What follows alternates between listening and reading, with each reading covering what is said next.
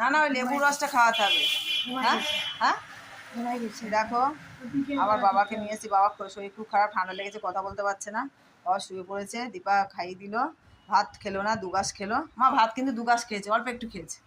এই যে আম আম আম, চৌসা চৌসা চৌসা চৌসা। আচ্ছা, ছোটনের ওখান থেকে ছোটন কিনে দিল? না না, আমি কিনেছি ওখান থেকে, বাজারে গেছিলাম, 4টে কিনেছিলাম, আমি একটা খেয়েছি আর আপনাদের ভাইতে দাওনি? ভাই আম খায় না, ঠিক আছে? তাই? কেমন ভালোবাসে, যা কিছু বলবো কি ভাইকে দাও, ভাই মানে আমার ছেলে। ওমা বাবার ওই মৌসম্বির রসটা একটু নিয়ে আসেন, আমি খাই দিই, ঠিক আছে? তো ভাবলাম বাবাকে একটু দেখা, শরীরটা ভালো না তো, কী করা যায় কে জানে। এই সামনে জল রয়েছে, এই জলের মধ্যে তো কোনো ডাক্তার আসবে না বাড়িতে, তো দেখা যাক কী হয়। সম্ভবত খুব ঠান্ডা লেগেছে, আর খুব চুলকানোটা খুব বেড়েছে। তো বাবা খাচ্ছে না, তো ওই জন্য ভাবলাম যে একটা আম কেটে খাওয়াবো, কিন্তু চোখই খুলতে পারছি না, ডাকছি তাও শুনছে না। আমি মোসাম্বির রস করা রয়েছে, দীপা করে রেখে গেল, এই দেখো। দীপাও খাওয়ায়, আমি খাওয়াইনি, দীপাই খাওয়ায়, সব কিছু ওই করে।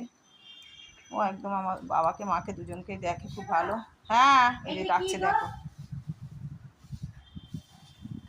এই যে ওটা ড্রাগন ড্রাগন ড্রাগন। ওই দেখো সেই ট্রেন থেকে ড্রাগন এনেছিলাম, ড্রাগন ফল, ভালো ফল, ভালো ফল। কি করে খায়? আমি খাই দেবানি, মা এসব খায় না তো, আর বাইরে খাওয়াতে বের করে দেয় না। রাখবো? হ্যাঁ হ্যাঁ, ওমা এই যে এই রসটা, ঠিক বাবাকে আছে দেবো? রাখি।